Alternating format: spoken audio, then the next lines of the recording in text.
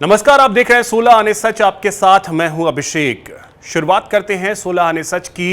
Iran पर हमले के लिए सब कुछ तैयार था, बस एक आदेश का इंतजार था। लेकिन आखिरी पल में डोनाल्ड ट्रंप ने बड़ा हमला अचानक रोक दिया। क्या यह जंग टालने की कोशिश है या फिर ईरान का दबाव बढ़ाने की नई चाल? क्योंकि हमला भले कैंसिल हो गया हो, लेकिन ट्रंप की चेतावनी पहले से ज्यादा खतरनाक हो गई है। ट्रंप साफ कह रहे हैं कि जरूरत पड़ी तो ईरान पर फिर हमला होगा। यानी एक हाथ में मिसाइल, दूसरे हाथ में डील का ऑफर। हॉर्मुज से लेकर डीन्यूक्लियराइजेशन तक अब पूरी दुनिया की नजर अमेरिका की अगली चाल पर है। क्या मिडिल ईस्ट एक और युद्ध के मुहाने पर खड़ा है या कूटनीति आखिरी वक्त पर जंग को रोक देगी? हमारी एक खास रिपोर्ट देखिए।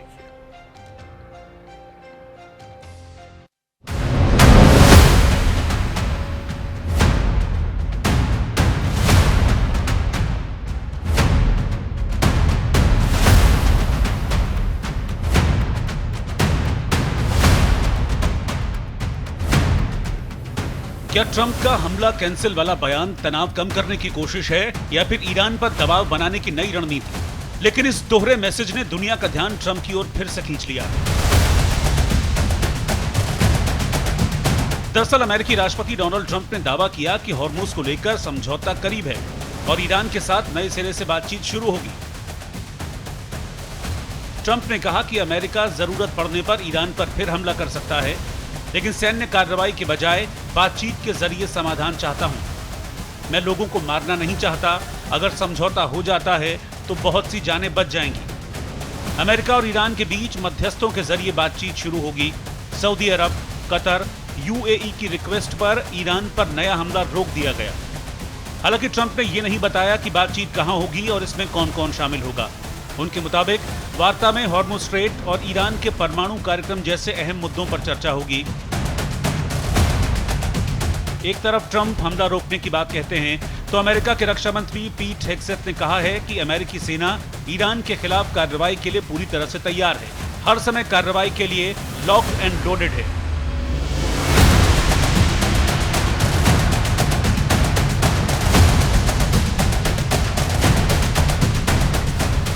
यानी अमेरिका या तो खुद कंफ्यूज है या फिर वो नई नई चालें चल रहा है।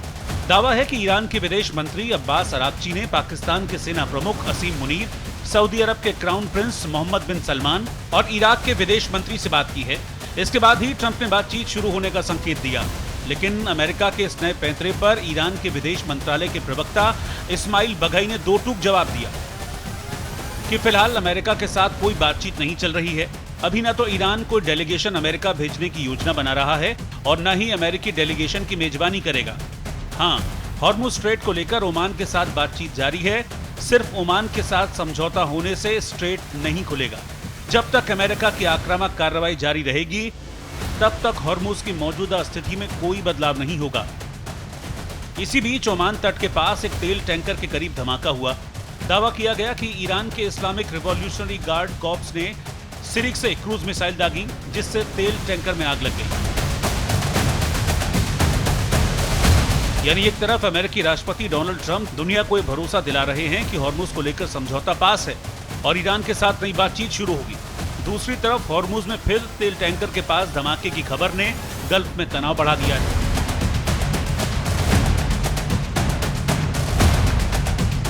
यही वजह है कि ईरान के राष्ट्रपति मसूद पेजेश्कियान ने कहा कि ईरान अब दुश्मन को उसके किए गए वादे निभाने पर मजबूर करेगा। हाल ही में साइन हुआ एमओयू भविष्य में ईरान की विदेश नीति का अहम आधार बनेगा। हमारी कोशिश होगी कि दूसरी तरफ भी उस समझौते का पूरी तरह से पालन हो जिस पर उसने हस्ताक्षर किए हैं। एक्सपर्ट्स का मानना है कि ईरान पर हमले की धमकी देना और फिर आखिरी समय में पीछे हट जाना अब एक दोहराया जाने वाला पैटर्न बन गया है। राष्ट्रपति डोनाल्ड ट्रंप पहले बेहद कड़ी चेतावनी देते हैं और बाद में खुद को सफल बताकर पीछे हट जाते हैं, जिससे ये संदेश देने की कोशिश होती है कि दूसरा पक्ष झुक गया है। लेकिन ये रणनीति लंबे समय तक नहीं चलने वाली। देखने वाली बात अब ये है कि इस बार अगर फिर से बातचीत शुरू हो रही है तो क्या अंजाम तक पहुंचेगी।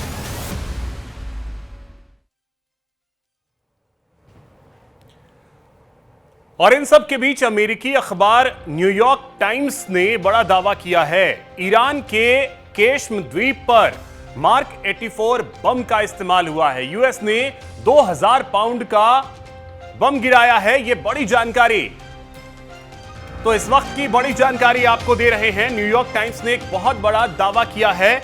वीडियो, तस्वीरों, सैटेलाइट इमेज में सबूत मिलने का भी दावा किया जा रहा है। यह बड़ी जानकारी इस वक्त की आपको दे रहे हैं। रिपोर्ट के अनुसार हमला केश्म की घनी आबादी वाले इलाके में हुआ है, यानी घनी आबादी वाले इलाके में हमला किया गया है। यह रिपोर्ट के हिसाब से दावा किया जा रहा है। यह बड़ी जानकारी इस वक्त की आपको दे रहे हैं। और यह जो दावा किया जा रहा है वो न्यूयॉर्क टाइम्स के हवाले से यह बड़ा दावा किया जा रहा है। तो यह बड़ी जानकारी इस वक्त की आपको दे रहे हैं। वॉर ब्रेकिंग में न्यूयॉर्क टाइम्स का दावा है कि ईरान के केश्म द्वीप पर मार्क 84 बम का इस्तेमाल किया गया है। 2000 पाउंड का बम केश्म द्वीप पर गिराया गया है। यह बड़ी जानकारी इस वक्त की आपको दे रहे हैं। तस्वीरों और सैटेलाइट इमेज में सबूत मिलने का भी दावा किया जा रहा है। इस बीच एक और बड़ी जानकारी है। हॉर्मुज में MQ-9 रिपर ड्रोन को मार गिराया है। यह दावा IRGC की तरफ से किया जा रहा है। हॉर्मुज में MQ-9 रिपर ड्रोन को मार गिराने का दावा IRGC की तरफ से किया जा रहा है। यह बड़ी जानकारी आपको दे रहे हैं। अब तक 30 से अधिक MQ-9 रिपर ड्रोन को रोका या मार के गिराया है। यह IRGC की तरफ से, ईरान की तरफ से दावा किया जा रहा है। तो इस वक्त की यह बड़ी जानकारी आपको दे रहे हैं, जिसमें ईरान की IRGC यह बड़ा दावा कर रही है कि MQ-9 रिपर ड्रोन जो है उसे मार गिराया गया है। तो देखिए, अमेरिका की तरफ से लगातार हमले हो रहे हैं और दूसरी तरफ से IRGC की तरफ से यह दावा किया जा रहा है कि जो रिपर ड्रोन से हमले किए जा रहे हैं, MQ-9 रिपर ड्रोन जिससे अमेरिका हमले कर रहा है, उसे मार गिराया जा रहा है। और दावा यह है कि लगभग 30 या उससे ज्यादा जो रिपर ड्रोन है MQ-9, उन्हें मार गिराने में कामयाब रहा है IRGC। 30 से अधिक MQ-9 रिपर ड्रोन को रोका या मार गिराया है।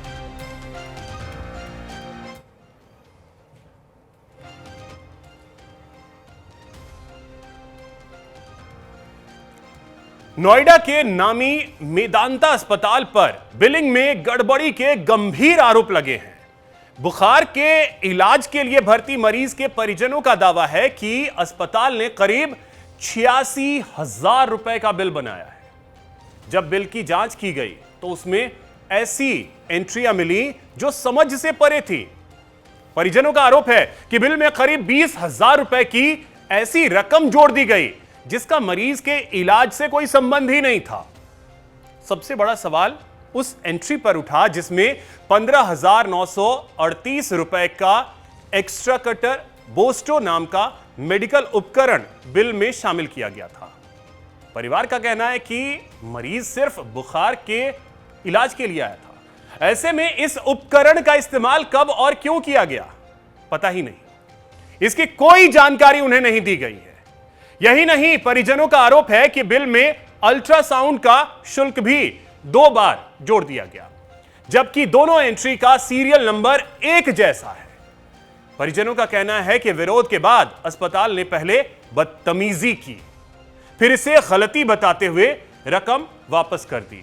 अब मामला मुख्यमंत्री पोर्टल, पुलिस और CMO तक पहुंच गया है। देखिए, 50 स्थित नोएडा के सेक्टर 50 स्थित मेदांता हॉस्पिटल पर एक मरीज के जो तीमारदार हैं, उन्होंने जो है गंभीर आरोप लगाए हैं। मेरे साथ बातचीत करने के लिए खुद मौजूद हैं। क्या वो आरोप हैं आपकी तरफ से लगाए? सर, हमारा एक पेशेंट है रामू कुमार, वो फ्राइडे नाइट को 12 बजे यहाँ आया था। उसको फीवर था, उसको एडमिट किया गया, उसके टेस्ट किए गए, उसको एडमिट किया गया, उसको रूम में रखा गया।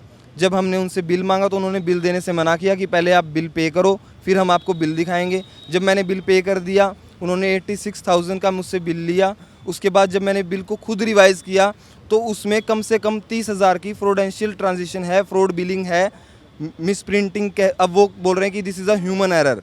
30,000 का ह्यूमन एरर, 86,000 में 30,000 का ह्यूमन एरर बता रहे हैं। आप देख सकते हैं, मेरे पास रिपोर्ट है। हमारे पेशेंट को फीवर था, एक्सट्रैक्टर प्रो एक्सल ट्रायो लिया गया है। ये बलून होता है 15 से 12 mm का बलून है। ये इसकी कंपनी है, 15,000 का ये है। जो कि इस ट्रीटमेंट में यूज़ ही नहीं होता। ये स्टोन रिमूव करने के लिए या कोई ऑब्जेक्शन है नली में तो वो उसके लिए यूज़ होता है। I have some medical studies, तो तभी मेरे को ये पता लगा, अदरवाइज़ किसी को पता भी नहीं लगता ये चीज़, जो ये पता नहीं कितने लोगों के साथ करते होंगे। और सेम चीज़ ये फिर इन्होंने एक अल्ट्रासाउंड किया है, सेम सीरियल नंबर है अल्ट्रासाउंड का, और 3,000 रुपये अल्ट्रासाउंड के हैं, वो सेम सीरियल नंबर के इन्होंने 2 बार अल्ट्रासाउंड के पैसे लिए हैं। अल्ट्रासाउंड हुआ है 1 बार, और जिसमें हमने 1 तारीख को इनको बोल दिया था कि हमें डिस्चार्ज चाहिए, हमें फर्दर तुमसे नहीं ट्रीटमेंट कराना, तो इन्होंने सुबह 6 बजे सोते हुए पेशेंट के सैंपल लेके कोविड के टेस्ट कर दिए हैं 10,000 रुपये के, 7,900 का ये और 2,800 का ये कर दिया इन्होंने। तो 2 इन्होंने हमारे टेस्ट किए बिना हमारी परमिशन के, बिना हमारे कंसेंट के, जबकि हम बोल चुके थे कि हमें डिस्चार्ज चाहिए। और जब मैंने ये आवाज़ उठाई इस बारे में कि ये सब गलत हो रहा है, तो इनके जो गार्ड्स हैं उन्होंने मेरे को धमकाया कि चल निकल यहाँ से। नर्स ने मेरे साथ बदतमीज़ी की। इवन जो डॉक्टर आई, मैंने डॉक्टर से पूछा कि ये एक्सट्रैक्शन किट क्या है, ये क्यों यूज़ हुई है, तो शी डोंट इवन नो कि ये है क्या, और वो हमारे उसका इलाज करी थी। और इवन जो हमारे डॉक्टर की, जिस डॉक्टर की हम फीस पे कर रहे हैं, डॉक्टर गिरीश चंद्रा, वो 3 दिन से, जिस दिन से हमारा पेशेंट यहाँ एडमिट है, वो यहाँ अवेलेबल ही नहीं है। जब मैं इनसे क्वेश्चन कर रहा हूँ तो इन्होंने मुझे अभी रिवाइज बिल दिया है, तो उसमें इन्होंने जो 15,000 का वो जो एक्सट्रैक्शन किट है वो, और 3,000 अल्ट्रासाउंड के, वो माइनस करके कह रहे हैं ये आपका हम रिफंड कर देंगे। तो ये अगर मैंने देख लिया तो हो रहा है, अगर मैं यहाँ से चला जाता तो कोई मुझे आके घर पे नहीं बताता कि ये तुम्हारे साथ फ्रॉड हुआ है। हमारा टीपीए था, इंश्योरेंस था, उसमें भी इन्होंने गलत रिपोर्ट दिया। अगर ऐसा बिल भेजेंगे टीपीए में, वो एक्सेप्ट करेंगे, वो तो रिवाइज करेंगे ना, उनको कंपनी को अपनी जेब से देना, कंपनी क्यों देगी? अभी आपने कहाँ शिकायत की? अभी हमने पुलिस में शिकायत करी है, सीएमओ के पोर्टल पे हमने शिकायत की है, हम सीएमओ से जाके भी खुद मिलेंगे। हमने मीडिया को बताया, इन्फॉर्म किया इस सब चीज़ों के बारे में। और कल दिन से 9 बजे से लेकर रात के 9 बजे तक मैं इनसे बोलता रहा किसी एक सीनियर डॉक्टर को मेरे पास भेजो जिससे मैं बात कर सकूँ। पूरे हॉस्पिटल में कोई अवेलेबल ही नहीं था, तो पेशेंट को देख कौन रहा है? और कह रहे हैं कि ये जो ये 18,000 का ये कांड हुआ है, कह रहे हैं ये इसलिए हुआ है क्योंकि संडे को टीम नहीं होती, तो हमने बिल्कुल रिवाइज नहीं किया। तो आप संडे को पेमेंट ले क्यों रहे हैं? जब आपके पास टीम ही नहीं होती तो संडे को आप पेमेंट लीजिए ही मत। ये चल रहा है, पूरा फ्रॉड चल रहा है, A to Z सब फ्रॉड है। ये मरीज के तीमारदार हैं, इनका साफ तौर पर कहना है कि जो हमारा पेशेंट एडमिट हुआ था उसको फीवर की शिकायत थी, और उसके बाद में जो इसमें बिल में जो पैसे जोड़े गए हैं वो बेवजह के जोड़े गए हैं। साथ ही इन्होंने प्रशासन से न्याय की मांग की है। कैमरा पर्सन राम के साथ Kanchan Bhardwaj, news India, Noida. Sir, Medanta में एक फर्जी बिल का मामला सामने आया है, जो कि फर्जी ने आरोप लगाया है कि फर्जी तरीके से पैसे जुड़े हैं। अब इसके बारे में मैंने सारी जानकारी ले ली है, जैसा होगा उसके लिए विधिक कार्रवाई की जाएगी। अब इस तरह की अगर चीज़ें आती हैं तो वहाँ से बिना जानकारी लिए तो कार्रवाई नहीं की जा सकती। दोनों पक्षों की जांच के बाद विधिक कार्रवाई की जाएगी। देश के कई हिस्सों में लगातार हो रही भारी बारिश अब आफत बन चुकी है। जम्मू कश्मीर से लेकर उत्तराखंड, बिहार और छत्तीसगढ़ तक बारिश ने जनजीवन को बुरी तरीके से प्रभावित किया है। कहीं भूस्खलन से गांव का संपर्क टूट गया है तो कहीं राष्ट्रीय राजमार्ग बंद है। एक रिपोर्ट देखिए।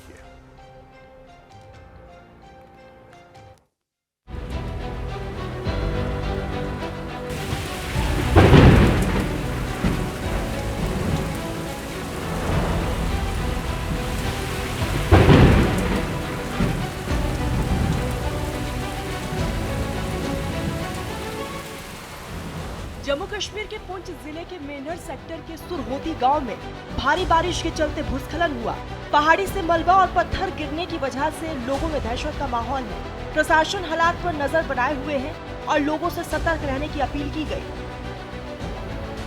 सब डिवीजन के सुरोटी जवरान गांव में जबरदस्त भूस्खलन से इसकी चपेट में कई मकान और स्कूल आए हैं, जिससे कई मकानों में दरारें आई हैं और कई मकान पूरी तरह से क्षतिग्रस्त हो चुके हैं। वहीं लोगों में अब डर का माहौल बन चुका है। लोगों का कहना है कि लगातार जमीन खिसकने से अब ये मलबा जो है कब्रिस्तान तक आ पहुंचा है, जिससे लोगों में जो है डर का माहौल बन चुका है। लोगों ने प्रशासन से अपील की है कि जल्द से जल्द इलाके में विशेषज्ञों की टीम भेजी जाए ताकि जाँच की जाए कि किन कारणों से जो जमीन है वो खिसक रही है। लोगों के घरों में बड़ी दरारें जो है वो आ रही है। वहीं प्रशासन की तरफ से लोगों को आश्वासन दिया गया है कि जल्द से जल्द इस इलाके में जो है विशेषज्ञ की टीम भेजी जाएगी, पूरी जांच की जाएगी और पता लगाया जाएगा किन कारणों से जो है इस इलाके में जो है ज़मीन खिसक रही है। अब इलाके के लोगों में जो है डर का माहौल बन चुका है। लोग अब डर के साए में जो है वो जी रहे हैं। लोग लगातार प्रशासन से अपील कर रहे हैं कि उन्हें जो है सुरक्षित स्थान मुहैया करवाया जाए ताकि किसी भी जान माल का नुकसान होने से बचा जा सके। उत्तराखंड के उत्तरकाशी में भी लगातार बारिश ने मुश्किलें बढ़ा दी है। भूस्खलन के कारण यमुनोत्री नेशनल हाईवे कई जगहों पर बंद हो गया है। सड़क पर मलबा और बोल्डर आने से यातायात पूरी तरीके से बंद हो गया। प्रशासन ने हाईवे को जल्द से जल्द खोलने का काम शुरू कर दिया है। बिहार की राजधानी पटना में भी मौसम ने करवट ली। शहर के कई इलाकों में बारिश हुई जिससे लोगों को उमस से राहत मिली, लेकिन मौसम विभाग ने आज तेज बारिश को लेकर येलो अलर्ट जारी किया है। प्रशासन ने लोगों से खराब मौसम के दौरान सतर्क रहने और सुरक्षित स्थानों पर रहने की अपील की है। छत्तीसगढ़ में लगातार हो रही बारिश की वजह से बिलासपुर में पेंड्री बिलासपुर मार्ग पर मौजूद 35 साल पुराना पुल अचानक से 2 हिस्सों में टूट गया। उसी समय पुल से गुजर रही एक यात्री बस बीच पुल पर फंस गई। बस का अगला हिस्सा टूटे हुए स्लैब के किनारे लटक गया, जिससे बड़ा हादसा टल गया। बस चालक की सूझबूझ और सतर्कता से सभी 35 यात्रियों को सुरक्षित बाहर निकाल लिया गया। पुल ढहने के बाद बिलासपुर रतनपुर हाईवे को पूरी तरह से बंद कर दिया गया है। प्रशासन ने यातायात को डाइवर्ट कर दिया है और पुल ढहने के कारणों की जांच शुरू कर दी गई है।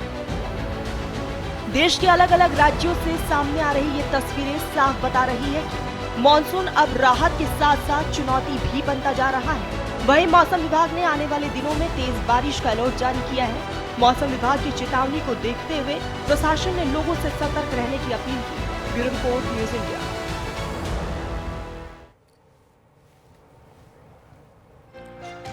सहरसा के खेम गांव के 10वीं में पढ़ने वाले 14 साल के छात्र ने सिर्फ मोबाइल के जरिए ऐसा ऐप बनाया जिसने दुनिया के दिग्गज टेक कंपनी सैमसंग का ध्यान अपनी ओर खींच लिया। बिना कंप्यूटर, बिना किसी आईटी ट्रेनिंग के मयंक ने मेहनत और लगन के दम पर इतिहास रच दिया। एक रिपोर्ट देखिए।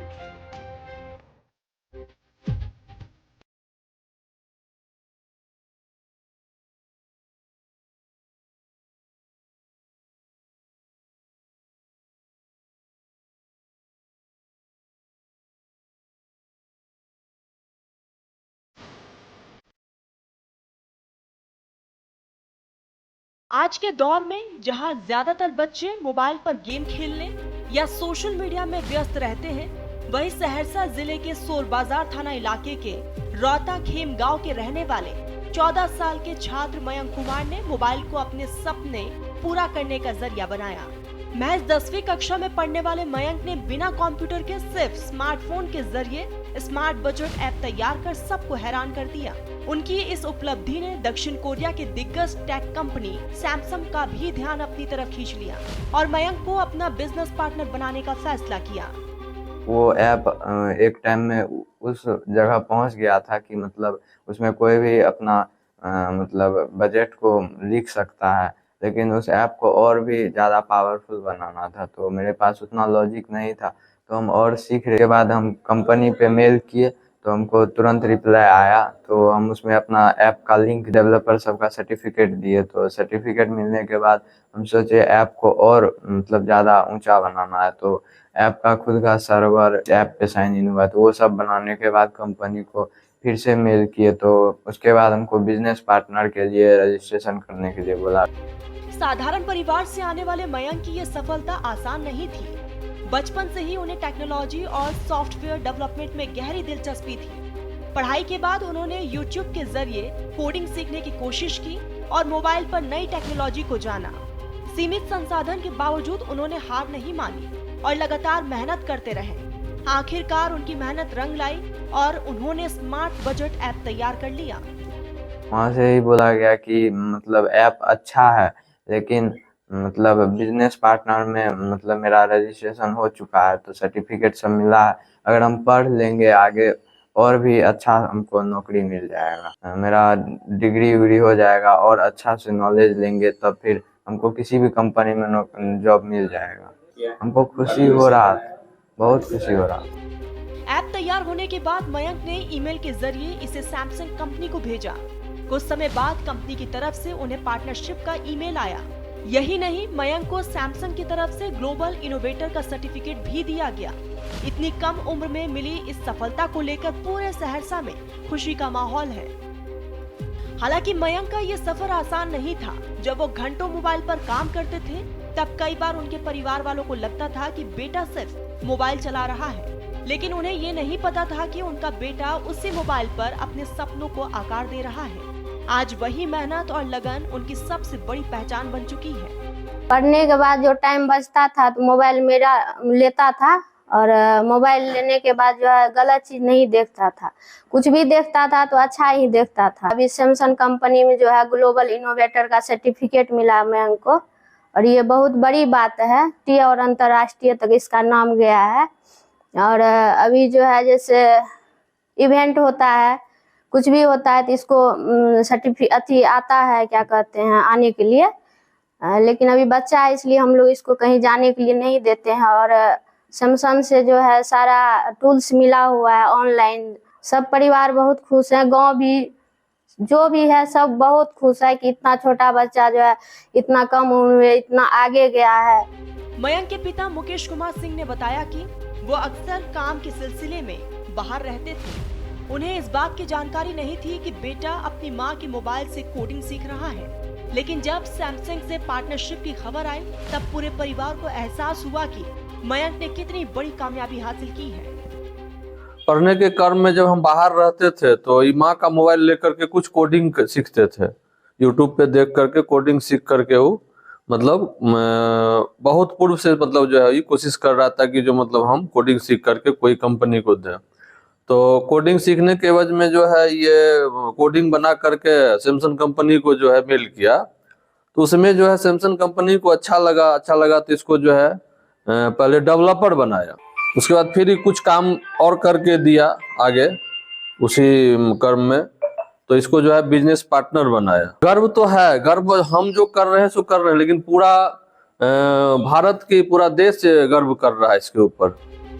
सहरसा के एक छोटे से गांव से निकला दुनिया की बड़ी टेक कंपनी तक पहुंचने वाले मयंक कुमार की कहानी ये साबित करती है कि सफलता के लिए बड़े शहर या महंगे संसाधन जरूरी नहीं। अगर आप में कुछ कर गुजरने का जुनून है तो फिर आपको सफलता मिलकर रहेगी। आज मोबाइल को जहां कई लोग समय बर्बाद करने का जरिया मानते हैं, वहीं मयंक ने उसी मोबाइल को अपने सपनों की उड़ान बना दिया। उनकी ये उपलब्धि देश भर के युवाओं के लिए प्रेरणा है कि अगर इरादे मजबूत हो तो छोटी शुरुआत भी बड़ी मंजिल तक पहुंच सकती है। Bureau report, news India. तो कहते हैं अगर इरादे मजबूत हो तो आप साधारण शुरुआत से भी इतिहास रच सकते हैं, जैसा आपने देखा भी। आगे एक और कहानी आपको दिखा दूं। महाराष्ट्र के सोलापुर में महज 13 साल के छात्र ने यह साबित कर दिखाया कि इनाम में मिली एक साधारण साइकिल को उन्होंने अपनी मेहनत, वैज्ञानिक सोच और 2 साल की लगातार रिसर्च से सोलर साइकिल में बदल दिया। कैसे, देखिए इस रिपोर्ट।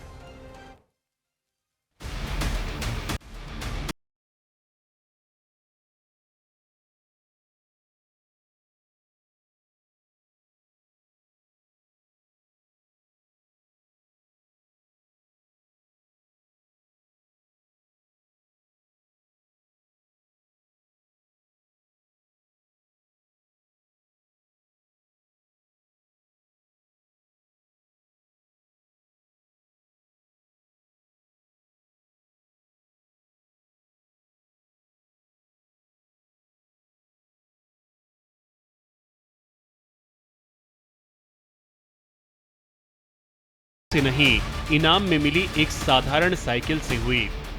अब्दुल्ला ने अपनी तकनीकी समझ, वैज्ञानिक सोच और लगातार 2 सालों तक किए गए प्रयोगों के जरिए उसी साइकिल को सोलर ऊर्जा से चलने वाली आधुनिक साइकिल में बदल दिया। बैटरी से चलेगी साइकिल, सोलर पैनल से चार्ज होती है बैटरी, बैटरी के जरिए आसानी से चल सकती है, पेट्रोल और डीजल की जरूरत नहीं, प्रदूषण मुक्त और पर्यावरण के अनुकूल तकनीक। अब्दुल्ला की यह साइकिल न केवल ऊर्जा की बचत करती है, इसी के साथ पर्यावरण संरक्षण का संदेश भी देती है।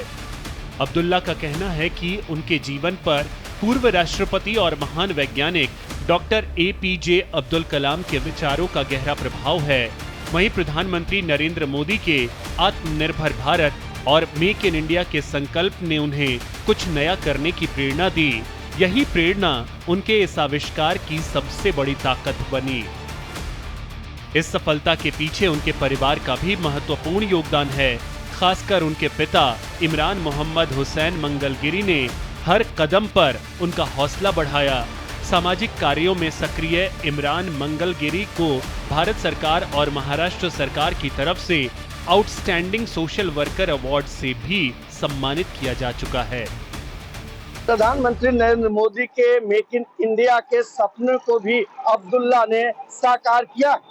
जिस तरीके से पढ़ाई करते करते उसने घर में रखे भंगार और 2 साल की कड़ी मेहनत से जो आविष्कार किया है, उसके लिए उसे जूनियर साइंटिस्ट अवार्ड भी मिला है। वहीं अब्दुल्ला के पिता ने मीडिया से बात करते हुए कहा कि बेटा कभी भी किसी चीज का जिद नहीं करता था। बचपन से ही साइंटिस्ट और वैज्ञानिकों का सपना लेकर वो पढ़ाई करता था और नए नए चीजों का निर्माण करता था। अब्दुल्ला की इस उपलब्धि को देखते हुए MA पंगल स्कूल ने उन्हें जूनियर साइंटिस्ट अवार्ड से सम्मानित किया। अब्दुल्ला इमरान मंगलगिरी की सफलता का ये सफर बताता है कि संसाधनों से ज्यादा जरूरी होती है सोच, मेहनत और सपनों को पूरा करने का जज्बा। सोलापुर के इस युवा वैज्ञानिक की कहानी देश के हर छात्र के लिए प्रेरणा है और ये बताती है कि सपने देखने वाले बहुत होते हैं, लेकिन इतिहास वही रचते हैं जो मेहनत, धैर्य के दम पर उन्हें हकीकत में बदल देते हैं। Bureau report, news India. महिला पहलवानों से यौन शोषण के मामले में बीजेपी के पूर्व सांसद और भारतीय कुश्ती महासंघ के पूर्व अध्यक्ष बृजभूषण शरण सिंह को दिल्ली की राउज एवेन्यू कोर्ट से बहुत बड़ी राहत मिली है। अदालत ने सबूतों के अभाव में उन्हें बरी कर दिया। फैसले के बाद बृजभूषण ने अपनी बेगुनाही दोहराई। समर्थकों ने इसे न्याय की जीत बताया, लेकिन अब सबसे बड़ा सवाल अदालत से निकलकर राजनीति के अखाड़े में पहुंच गया है। क्या कोर्ट से राहत मिलने के बाद बृजभूषण शरण सिंह की सक्रिय राजनीति में वापसी होगी? और क्या 2027 के यूपी विधानसभा चुनाव में वो मैदान में उतर सकते हैं? देखिए रिपोर्ट।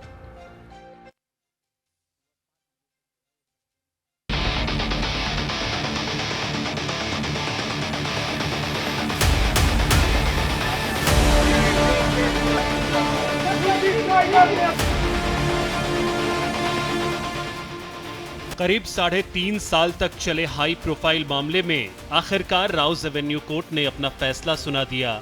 महिला पहलवानों की ओर से लगाए गए यौन शोषण के आरोपों में पूर्व बीजेपी सांसद बृजभूषण शरण सिंह को अदालत ने सबूतों के अभाव में बरी कर दिया।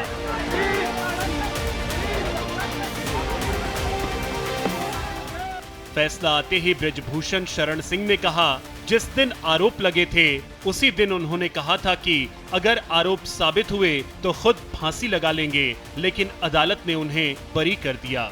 बृजभूषण शरण सिंह के वकील ने भी अदालत के फैसले का स्वागत किया। उनका कहना है कि शुरुआत से ही शिकायत और शिकायतकर्ताओं के बयानों में कई विरोधाभास थे। अदालत ने इन्हीं तथ्यों पर विचार करते हुए फैसला सुनाया। हालांकि विस्तृत आदेश आने के बाद ही फैसले के कानूनी पहलुओं पर विस्तार से बात की जाएगी। जनवरी 2023 6 महिला पहलवानों ने यौन शोषण के आरोप लगाए। अप्रैल 2023 पहलवानों की शिकायत पर FIR दर्ज हुई। अप्रैल 2023 सुप्रीम कोर्ट में याचिका दायर। दिसंबर 2023 WFI चुनाव के दौरान विरोध। मई 2024 दिल्ली पुलिस की चार्जशीट के आधार पर आरोप तय। जुलाई 2026 कोर्ट ने फैसला सुरक्षित रखा। 3 अगस्त 2026 सबूतों के अभाव में बरी। एक समय भारतीय कुश्ती महासंघ के सबसे ताकतवर चेहरे रहे बृजभूषण शरण सिंह 6 बार लोकसभा सांसद रहे। गोंडा और कैसरगंज की राजनीति में उनका प्रभाव लंबे समय तक बना रहा। हालांकि 2024 के लोकसभा चुनाव में बीजेपी ने उन्हें टिकट नहीं दिया और उनकी जगह पर उनके बेटे को उम्मीदवार बनाया गया। लेकिन अदालत से राहत मिलने के बाद एक बार फिर उनकी राजनीतिक वापसी की चर्चा शुरू हो गई है। बीजेपी के वरिष्ठ नेता, 6 बार लोकसभा सांसद, 1991 में पहली बार सांसद, 2012 से 2023 तक WFI अध्यक्ष, 2024 का चुनाव नहीं लड़ा, 2023 में महिला पहलवानों के आरोप, 2026 में अदालत से बरी। वहीं राजनीतिक प्रतिक्रियाओं का दौर जारी है। कांग्रेस सांसद प्रियंका गांधी ने इस फैसले के बाद केंद्र सरकार और बीजेपी पर निशाना साधते हुए कहा कि एक तरफ सरकार युवा पीढ़ी, महिला सशक्तिकरण और महिला आरक्षण की बात करती है, वहीं दूसरी तरफ ऐसे मामलों में उसका रवैया सवाल खड़े करता है। एक तरफ कहते हैं कि यंग जनरेशन के साथ हैं, एक तरफ महिला सशक्तिकरण की बात है, महिला रिजर्वेशंस की बात है, और दूसरी तरफ ये सपा सांसद डिंपल यादव ने भी बीजेपी को आड़े हाथ लिया। उन्होंने कहा, बीजेपी और उससे जुड़े संगठन इस देश में महिलाओं को अपनी विचारधारा से चलाना चाहते हैं। कोर्ट में चल रहा है और कोर्ट के माध्यम से शायद ये लोग गुरी हुए हैं, और अगर अभी रेसलर्स ये अपर कोर्ट में ले जाया जाएंगे तो ये कोर्ट के माध्यम से सॉल्व होगा ना। लेकिन जो हमें यहाँ दिख रहा है, जो इंस्टाग्राम में दिखाई दे रहा है, जिस तरह 14-15 साल की बेटियां निकल के उनसे माफी मंगवाई जा रही है, आफ्टर ऑल माफी कौन मंगवा रहा है, सवाल इस बात का है। इसके साथ ही उनके बेटे और कैसरगंज से सांसद करण भूषण सिंह ने इसे बड़ी जीत बताया। उन्होंने कहा कि ये सिर्फ उनके पिता की नहीं बल्कि उनके समर्थकों और उनके लोकसभा क्षेत्र की भी जीत है। करण भूषण सिंह ने भरोसा जताया कि बृजभूषण शरण सिंह दोबारा सदन में लौटेंगे। साथ ही उन्होंने कांग्रेस पर निशाना साधते हुए कहा कि उसके पास कोई मुद्दा नहीं बचा है। खिलाड़ियों की जीत है, जो शोषित पहलवान थे, जो बचे थे, दबे थे, उनकी जीत है। मेरी लोकसभा की जीत है, देवी पाटन मंडल की जीत है, और जो नेताजी का शुभचिंतक है पूरे भारत में, पूरे देश में, उन सबकी जीत है। अब सबसे बड़ा सवाल, क्या अदालत से राहत मिलने के बाद बृजभूषण 2027 का विधानसभा चुनाव लड़ेंगे? राजनीतिक गलियारों में चर्चाएं तेज हैं, क्योंकि कैसरगंज और आसपास के इलाकों में आज भी उनका मजबूत जनाधार माना जाता है। हालांकि अभी तक ना तो बीजेपी की ओर से और ना ही खुद बृजभूषण शरण सिंह की ओर से 2027 का चुनाव लड़ने को लेकर कोई आधिकारिक घोषणा की गई है। इसलिए फिलहाल ये सिर्फ राजनीतिक अटकलों का विषय है। अदालत से राहत के बाद चर्चाएं तेज, 2027 चुनाव को लेकर अटकलें, कैसरगंज में मजबूत पकड़, 2024 में नहीं मिला था टिकट, बीजेपी या बृजभूषण की ओर से कोई आधिकारिक घोषणा नहीं। अदालत के फैसले के बाद समर्थकों में उत्साह है। उनका कहना है कि न्यायालय ने सच को सामने ला दिया। वहीं इस फैसले के बाद राजनीतिक मायने भी निकाले जा रहे हैं। क्या बीजेपी भविष्य में बृजभूषण को फिर कोई बड़ी जिम्मेदारी देगी? क्या वे विधानसभा चुनाव लड़ेंगे या पार्टी कोई अलग रणनीति अपनाएगी? इन सवालों के जवाब आने वाले दिनों में ही साफ होंगे। फिलहाल अदालत ने बृजभूषण शरण सिंह को बड़ी राहत दी है। कानूनी लड़ाई के इस अहम पड़ाव के बाद अब नजरें राजनीतिक अखाड़े पर है, जहां सबसे बड़ा सवाल यही है, क्या कोर्ट से मिली राहत बृजभूषण की सियासी वापसी की राह भी खोलेगी या 2027 तक तस्वीर कुछ और होगी? Bureau report, news India.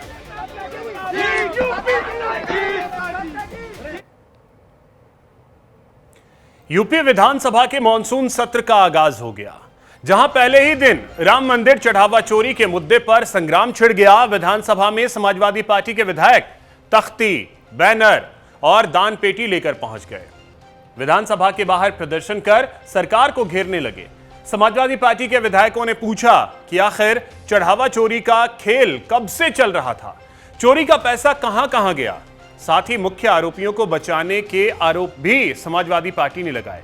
Sapa के इन आरोपों पर मुख्यमंत्री योगी आदित्यनाथ ने जवाब दिया। सीएम योगी ने कहा, जो लोग राम भक्तों के ऊपर गोलियां चलवाते थे, मंदिर निर्माण में बाधा डालते थे, वो आज किस मुंह से अयोध्या की बात कर रहे हैं। इधर विधान परिषद में यूपी के डिप्टी सीएम केशव प्रसाद मौर्य ने भी सपा पर बड़ा हमला बोला। उन्होंने कहा कि भव्य मंदिर देखकर इनकी छाती फट रही है। सपाई ऐसे चिल्ला रहे जैसे इनका पैसा चोरी हुआ। लेकिन समाजवादी पार्टी आरोप लगा रही है कि सरकार चढ़ावा चोरी के मुद्दे पर जवाब देने के बजाय भाग रही है। इन सब के बीच अब सवाल है कि चढ़ावा चोरी पर मचे संग्राम का अंजाम क्या होगा। 27 के रण में चढ़ावा चोरी क्या सबसे बड़ा मुद्दा होगा? देखिए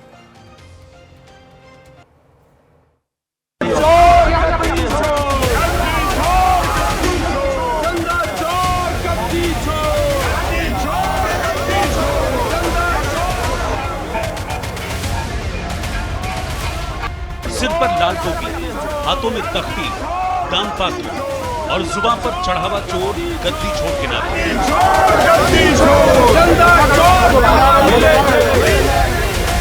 तस्वीर उत्तर प्रदेश विधानसभा की है, जहां समाजवादी पार्टी के विधायकों ने मॉनसून सत्र के पहले ही दिन चढ़ावा चोरी के मुद्दे पर सरकार को अपने तल्ख तेवर दिखा दिए।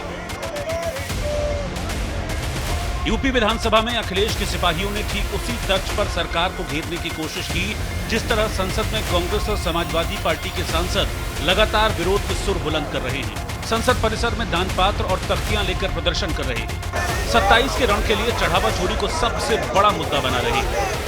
भगवान राम के नाम पर जो है चढ़ावा चढ़ाया था, उसको भारतीय जनता पार्टी आरएसएस के लोगों ने मिल करके चुरा लिया और पूरे मंदिर को खंगाल दिया, जो है जिससे जो है आस्था पर चोट पहुंची है। समाजवादी पार्टी ने साफ कर दिया है कि संसद से लेकर विधानसभा तक चढ़ावा चोरी पर सवाल पूछते रहेंगे। सड़क से लेकर सदन तक जोर शोर से राम मंदिर चढ़ावा चोरी का मुद्दा उठाते रहेंगे। अयोध्या के मुद्दे पर सरकार को बार बार घेरेंगे। भगवान राम के नाम पर जो है चढ़ावा चढ़ाया था, उसको भारतीय जनता पार्टी आरएसएस के लोगों ने मिल करके चुरा लिया और पूरे मंदिर को खंगाल दिया, जो है जिससे जो है आस्था पर चोट पहुंची है। सदन में सरकार को घेरने के लिए समाजवादी पार्टी ने बड़ी रणनीति तैयार की है। 4 दिन के विधानसभा सत्र में समाजवादी पार्टी भर्ती परीक्षाओं में धांधली के मुद्दे को उठाएगी, किसानों की कर्ज माफी की मांग करेगी, बिजली की दरों में बढ़ोतरी पर सवाल उठाएगी, कानून व्यवस्था पर भी सवाल पूछेगी, पुरानी पेंशन बहाल करने का मुद्दा उठाएगी, स्कूल बंद होने पर सरकार को घेरेगी, बेरोजगारी और भ्रष्टाचार के मुद्दे उठाएगी। लेकिन इन सब में सबसे बड़ा मुद्दा होगा राम मंदिर चढ़ावा चोरी। और सरकार पर प्रहार के लिए समाजवादी पार्टी ने इसे ही सबसे बड़ा हथियार बनाया है। चंदा चोरी का सवाल, युवाओं का सवाल, और इतने कम समय में और इतने समय में तो लोकतंत्र में जब समस्याओं से भाग रही है, तो लोकतंत्र में इतने समय से कम समय में समस्याओं का हल नहीं हो सकती है। कि मर्यादा पुरुषोत्तम भगवान श्री राम के अयोध्या जन्मभूमि के जो मंदिर बने, उस मंदिर में इतनी बड़ी लूट हुई, चढ़ावा चोरी हुई, रामधन की चोरी हुई, उसको लेकर पूरा देश जानना चाहता है। जहाँ मुख्यमंत्री जी बराबर दौड़ा मारते थे, आज वहाँ इतनी बड़ी डकैती पड़ी, आखिर मुख्यमंत्री जी का ध्यान उस तरफ कब जाएगा? छोटे नौकरों को जेल में डाल करके बड़े लोगों को बचाया जा रहा है। एक तरफ विपक्ष चढ़ावा चोरी, परीक्षाओं में धांधली समेत कई मुद्दों पर सरकार को घेरने की कोशिश कर रहा है, तो दूसरी तरफ योगी सरकार अपने 10 साल के कामकाज को सदन के जरिए जनता के सामने रखने की तैयारी में है। विधानसभा सत्र में योगी सरकार का एजेंडा है 2026-27 का अनुपूरक बजट, नए विधेयक पारित करना, सदन में 10 साल की उपलब्धियां रखना, जनहित की योजनाओं के लिए वित्तीय प्रावधानों को मंजूरी देना, विकास के मॉडल को बताना। अयोध्या के मुद्दे को वे लोग उठा रहे हैं जिन्होंने राम भक्तों पर गोलियां चलाई थी, जो जय श्री राम बोलने पर लाठी गोली चलाते थे, जिन्होंने श्री राम मंदिर के निर्माण में वकीलों की अपनी फौज न्यायालय में खड़ी करके इस पूरे कार्यक्रम को बाधित करने का प्रयास किया था, जिन लोगों के समय में किसानों के हितों पर कुठाराघात हुआ था, जिन्होंने उत्तर प्रदेश के अंदर किसानों को जल नहीं, पानी नहीं दिया, खेत के लिए पानी नहीं दिया,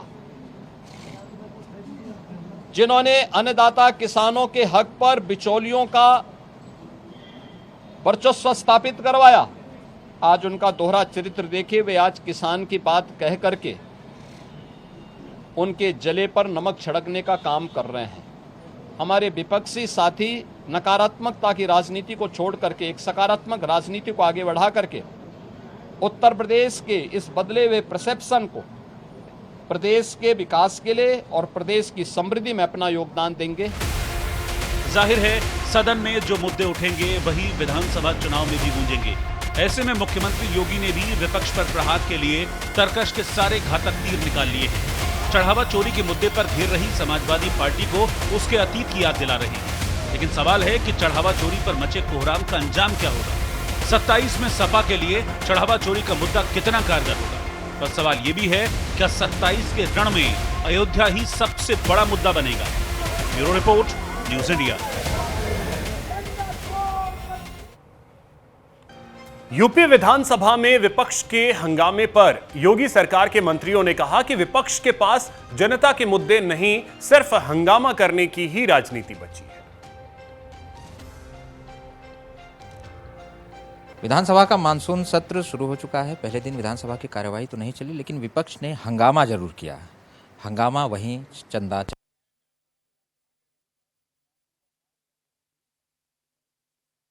विधानसभा का मानसून सत्र शुरू हो चुका है। आज सदन में माहौल गमगीन था, लेकिन विपक्ष वहीं चढ़ावा चोरी के मामले पर लगातार हमलावर था, तख्तियां लेकर आया था, नारे लगा रहा था, तमाम तरह का विरोध जता रहा था। हमारे साथ ज्यादा बातचीत करने के लिए इसमें परिवहन मंत्री दयाशंकर सिंह साहब हैं। मंत्री जी, वहीं रूप देखने को मिला आज फिर सदन में। माहौल तो गमगीन था, लेकिन विपक्ष लगातार वहीं चढ़ावा चोरी, आम जनता के मुद्दे कहीं हट नहीं गए इसमें। देखिए, समाजवादी पार्टी को सबसे पहले जा करके अयोध्या में भगवान श्री राम के सामने प्रायश्चित करना चाहिए कि हमने जो पिछली गलतियां की हैं उसके लिए भगवान हमको माफ़ करें। और उसके बाद, क्योंकि वो राम के अस्तित्व को ही नहीं मानते थे, वहाँ तो बाबरी मस्जिद मान रहे थे। वो माननीय नेताजी मुलायम सिंह जी के जो उस समय का संसद का बयान हो, चाहे प्रदेश में उनका विधानसभा में बयान हो, आप उसको पढ़िए। वो क्या राम जन्मभूमि मानते थे?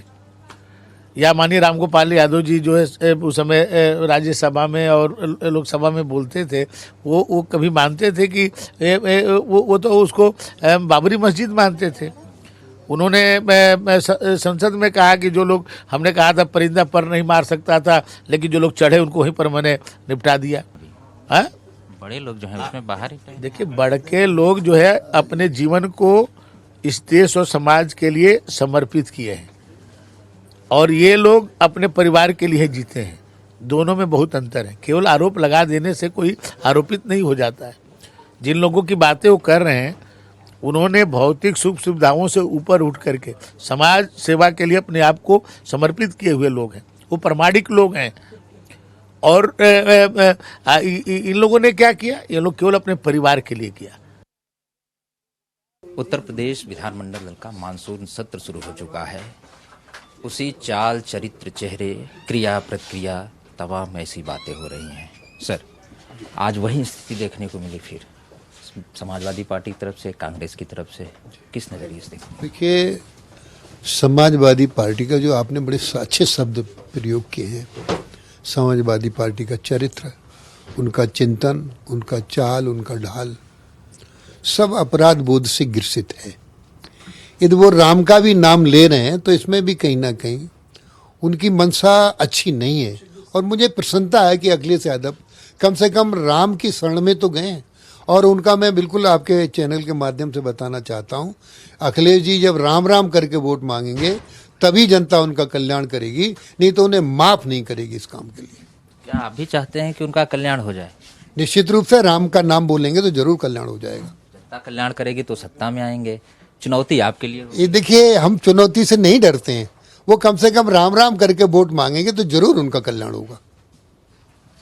अनुपूरक बजट भी सरकार लाएगी। 5-6 महीने भी हुआ मूल बजट लाए हुए, कौन सी स्थिति आ गई? विपक्ष कह रहा है अभी 40% भी बजट खर्च नहीं किया आप लोगों ने। देखिए मित्र, ये जो सप्लीमेंट्री बजट है एक व्यवस्था है।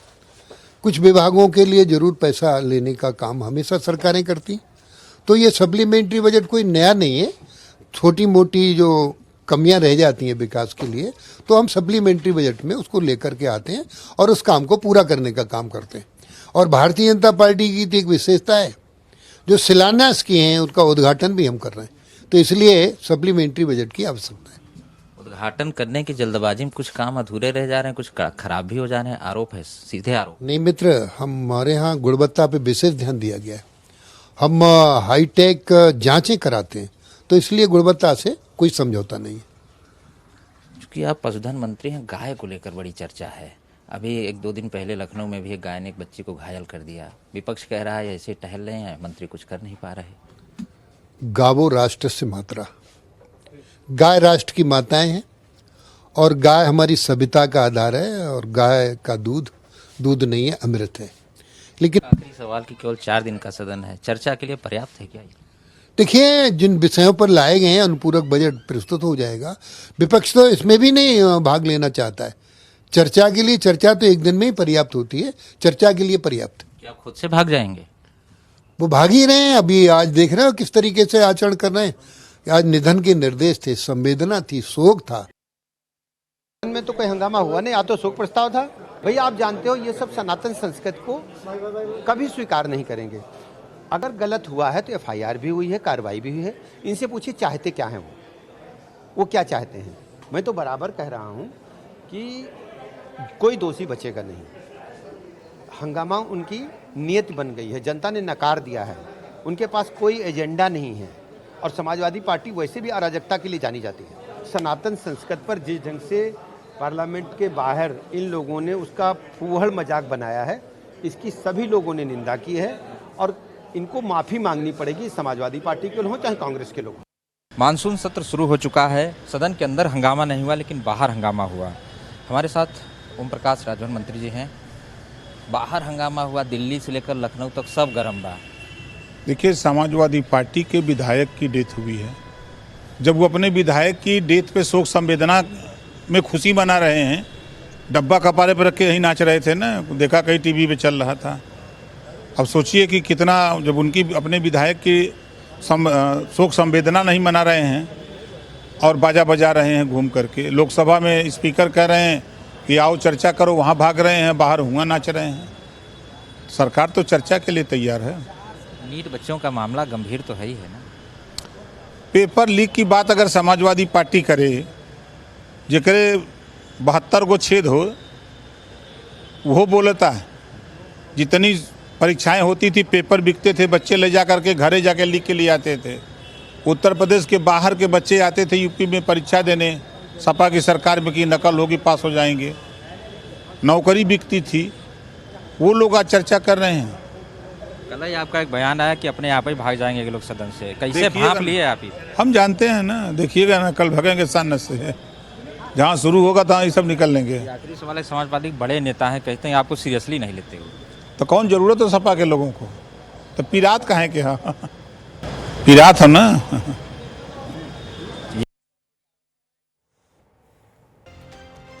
सावन का पहला सोमवार, भोलेनाथ की भक्ति का सबसे बड़ा दिन। मंदिरों में हर हर महादेव के जयकारों की गूंज। लेकिन इस बार सबसे ज्यादा चर्चा जिस बात की हुई वो थी मंदिरों में उमड़ी जेन जी की भीड़। वही जेन जी जिसे अक्सर मोबाइल, रील्स और सोशल मीडिया की पीढ़ी कहा जाता है। लेकिन सावन के सोमवार पर तस्वीर कुछ और ही नजर आई।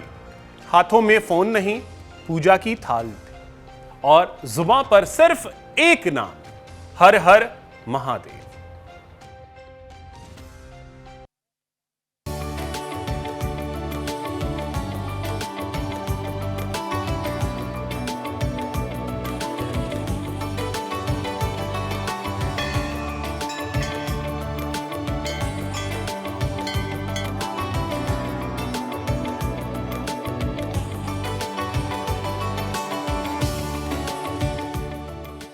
भारत की पहली किरण के साथ ही शिव मंदिरों के कपाट खुले और देखते ही देखते मंदिरों में श्रद्धालुओं का सैलाब उमड़ पड़ा।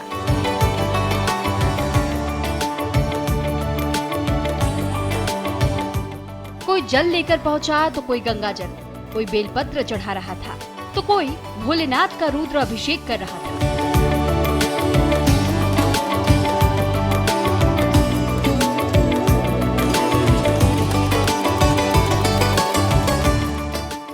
मंदिरों में महिलाओं, बुजुर्गों और बच्चों के साथ सबसे ज्यादा नजर आई नई पीढ़ी। यानी जेन ज़ी। जिस पीढ़ी को अक्सर मोबाइल की दुनिया में खोया हुआ बताया जाता है, वही युवा घंटों लाइन में खड़े होकर भगवान शिव के दर्शन के लिए इंतजार करते दिखाई दिए।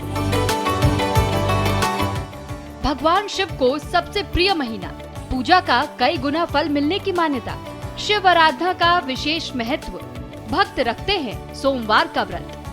दुधेश्वर नाथ मठ मंदिर के परिसर के अंदर 25,000 श्रद्धालुओं से ज्यादा यहां उन्होंने जल अभिषेक कर दिया है। फिलहाल यहां अनुमान ये लगाया जा रहा है कि देर शाम तक 1 लाख लोग जो हैं वो पहले सोमवार को जल चढ़ाने के लिए दुधेश्वर नाथ मंदिर में पहुंचेंगे। तस्वीरें आपको साफ देख सकते हैं कि किस तरीके से सुरक्षा व्यवस्था की बात करें, जो वॉलेंटियर हैं वो उनके सहयोग से यहाँ पर सारी व्यवस्थाएं जो हैं वो संभाली जा रही है। भीड़ ज्यादा ना हो उसके लिए पूरा इंतजाम जो है वो किया गया है। मान्यता है कि सावन में भगवान शिव की पूजा करने से जीवन की परेशानियां दूर होती हैं। इसलिए श्रद्धालु पूरे विधि विधान से जलाभिषेक करते हैं। गंगा जल, दूध, दही, शहद, घी और शक्कर से पंचामृत अभिषेक किया जाता है। शिवलिंग पर बेलपत्र, धतूरा, भांग, आक के फूल और सफेद पुष्प अर्पित किए जाते हैं। भक्त लगातार ओम नमः शिवाय का जाप करते हुए भोलेनाथ का आशीर्वाद मांगते हैं। भगवान शिव का गंगा जल से जलाभिषेक शुभ माना जाता है।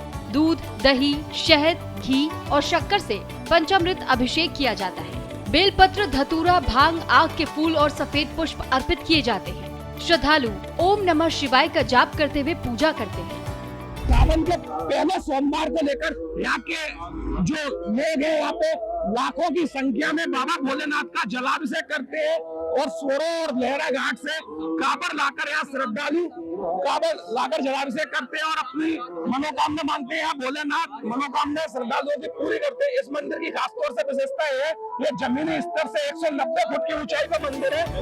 अगर आप आर्थिक तंगी, नौकरी, विवाह या स्वास्थ्य जैसी परेशानियों से जूझ रहे हैं तो धार्मिक मान्यताओं के अनुसार सावन सोमवार पर किए गए कुछ विशेष उपाय बेहद शुभ माने जाते हैं। आर्थिक तंगी के लिए 21 बेलपत्र पर ओम नमः शिवाय लिखकर चढ़ाएं। 5 शमी के पत्ते अर्पित करें। गन्ने के रस से अभिषेक करें। करियर के लिए जल में कच्चा दूध और काले तिल मिलाकर चढ़ाएं। 21 साबुत चावल अर्पित करें। विवाह के लिए केसर और दूध से अभिषेक करें। माता पार्वती को सुहाग की सामग्री चढ़ाएं। स्वास्थ्य के लिए तांबे के लोटे से जलाभिषेक करें। धार्मिक मान्यताओं के मुताबिक सावन में भगवान शिव अपने भक्तों पर शीघ्र प्रसन्न होते हैं। ऐसा माना जाता है कि इस महीने की गई पूजा मनोकामनाओं की पूर्ति, मानसिक शांति, सकारात्मक ऊर्जा और आध्यात्मिक बल प्रदान करती है। लेकिन सिर्फ पूजा ही नहीं, व्यवहार भी उतना ही महत्वपूर्ण माना गया है। सुबह स्नान कर जलाभिषेक करें। बेलपत्र और गंगा जल अर्पित करें। महामृत्युंजय मंत्र का जाप करें। शिव पुराण और शिव चालीसा का पाठ करें। जरूरतमंदों की मदद करें। क्रोध और झूठ से बचें। नशा और तामसिक भोजन न करें। किसी का अपमान न करें। प्रकृति और जीव जंतुओं का सम्मान करें। कहा जाता है कि हर पीढ़ी की अपनी पहचान होती है। जेन ज़ी को लेकर अक्सर कहा जाता है कि ये पीढ़ी सोशल मीडिया में सबसे ज्यादा व्यस्त रहती है। लेकिन सावन सोमवार की तस्वीरों ने एक अलग संदेश दिया। महादेव के दरबार में युवा भी उतने ही श्रद्धा के साथ पहुँचे जितनी पुरानी पीढ़ियाँ। यानी बदलते दौर में तकनीक भले बदल गई हो, लेकिन आस्था आज भी उतनी ही मजबूत है। सावन का सोमवार सिर्फ एक व्रत या परंपरा नहीं, बल्कि विश्वास, संयम, सेवा और श्रद्धा का पर्व है। और इस बार महादेव के दरबार से जो सबसे खूबसूरत तस्वीर सामने आई वो यही थी कि भक्ति की कोई उम्र नहीं होती। रील्स की दुनिया में रहने वाली जेन ज़ी भी जब भोलेनाथ के दर पहुंची तो हर जुबान पर बस एक ही स्वर था, हर हर महादेव, बम बम भोले।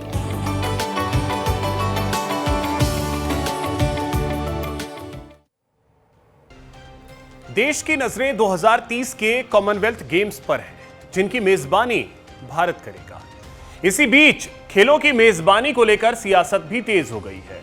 कांग्रेस सांसद दीपेंद्र सिंह हुड्डा ने संसद भवन के मकर द्वार पर प्रदर्शन करते हुए मांग उठाई है कि 2030 के कॉमनवेल्थ गेम्स की मेजबानी हरियाणा को दी जाए या फिर राज्य को सह मेजबान बनाया जाए। उनका कहना है कि देश के लिए सबसे ज्यादा पदक जीतने वाले हरियाणा के साथ भेदभाव किया जा रहा है। ऐसे में अब इन खेलों की मेजबानी को लेकर राजनीतिक बहस तेज होती नजर आ रही है। रिपोर्ट देखिए।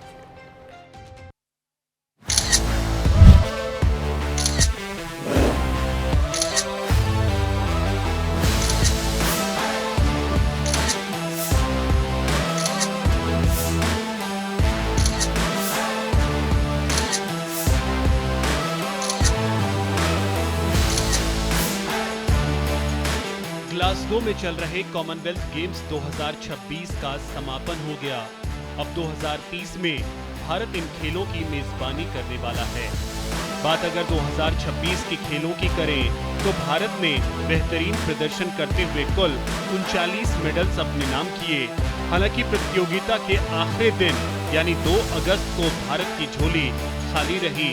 कोई भी मेडल उसके खाते में नहीं आया। साइकिलिंग और जूडो के इवेंट में उतरे भारतीय खिलाड़ी कोई कारनामा नहीं कर सके। भारत ने जो कुल मेडल जीते अगर उनकी बात करें तो 13 गोल्ड, 17 सिल्वर और 9 ब्रॉन्ज मेडल जीते। इसी के साथ भारत पदक तालिका में चौथे स्थान पर रहा। भले ही खिलाड़ियों ने ग्लासगो कॉमनवेल्थ गेम्स में अपनी मेहनत से भारत को नई पहचान और नया मुकाम दिलाया हो, लेकिन यहाँ भारत में कॉमनवेल्थ को लेकर अलग ही गूंज सुनाई दे रही है। मुद्दा यहाँ भारत की मेजबानी को लेकर है, उसमें भी उसे राज्यों की प्रतिष्ठा से जोड़ा जा रहा है और ये मुद्दा उठाया जा रहा है कांग्रेस की तरफ से। कांग्रेस नेता और लोकसभा सांसद दीपेंद्र हुड्डा ने मेजबानी के लिए हरियाणा की दावेदारी पेश की है। उन्होंने खेल नीति पर सवाल उठाते हुए संसद में प्रदर्शन भी किया।